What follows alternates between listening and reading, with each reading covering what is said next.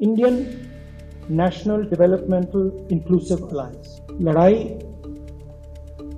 NDA और India के बीच में है, नरेंद्र मोदी जी और इंडिया के बीच में है। विपक्षी गठबंधन का नाम किसने रखा इंडिया? जाने क्या है इसके सियासी मायने। 2024 में होने वाले लोकसभा चुनाव के लिए सत्ता पक्ष और विपक्ष दोनों के बीच रस्साकसी शुरू हुई। जी हाँ, आपको बता दें कि मंगलवार यानी कि 18 जुलाई को बेंगलुरु में मोदी विरोधी नेताओं का जमावड़ा लगा। इसमें बीजेपी को हराने के लिए चर्चा शुरू हुई। दूसरी ओर दिल्ली में बीजेपी ने भी अपने साथियों के साथ मिलकर मंथन किया। एनडीए की बैठक में पीएम मोदी ने सहयोगियों को जीत का मंत्र दिया। अब इन दोनों बैठकों की समीक्षा की जा रही है।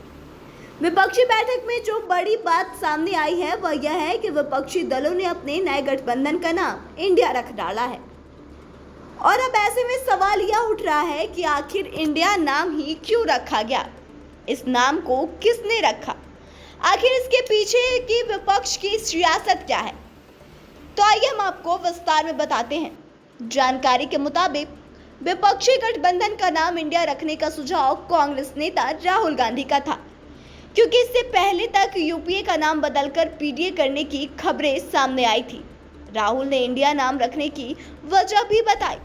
उन्होंने कहा कि यह एनडीए और इंडिया की लड़ाई है, नरेंद्र मोदी और इंडिया के बीच लड़ाई है, उनकी विचारधारा और इंडिया के बीच की लड़ाई है। इसलिए हमने निर्णय लिया है कि हम एक एक्शन प्लान तैयार करेंगे और एक साथ मिलकर देश में हमारी विचारधारा को बताएंगे और हम जो करने जा रहे हैं उसके बारे में बताएंगे, जिसके बाद से देश में अब इंडिया वर्सेस एनडीए ट्रेंड करने लगा है। इंडिया नाम रखने से विपक्ष काफी खुश है। लालू यादव की पार्टी राष्ट्रीय जनता दल ने तो यहाँ तक कह दिया है कि विपक्षी दलों का गठबंधन भारत का प्रतिबिंब है।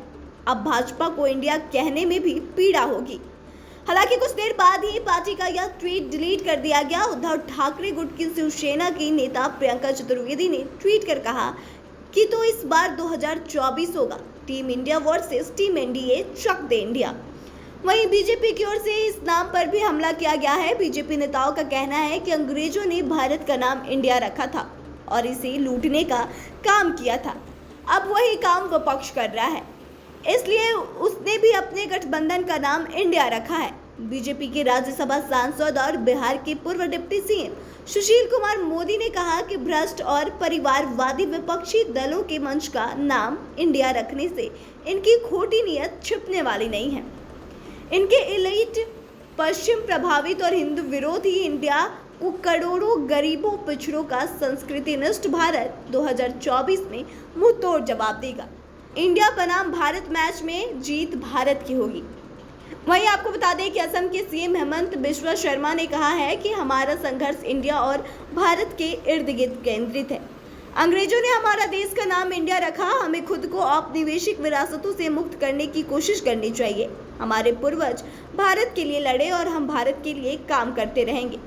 वहीं बीजेपी नेता कपिल मिश्र ने कहा कि वो खुद को यूपीए नहीं कह सकते, क्योंकि यूपीए सुनते ही उनके पुराने पाप और लूट याद आ जाती है, इसलिए नाम बदलना उनकी मजबूरी है।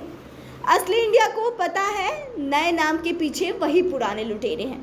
तो आपको बता दें कि विपक्षी एकजुटता को लेकर जो दूसरी मीटिंग हुई उसमें गठबंधन का नाम इंडिया तो रख दिया गया, लेकिन अब इसको लेकर के कई तरह के सियासी मायने निकाले जा रहे हैं और लोग यानी कि विभिन्न सियासी दल के नेताओं की तरफ से तरह तरह की टिप्पणियां भी की जा रही है।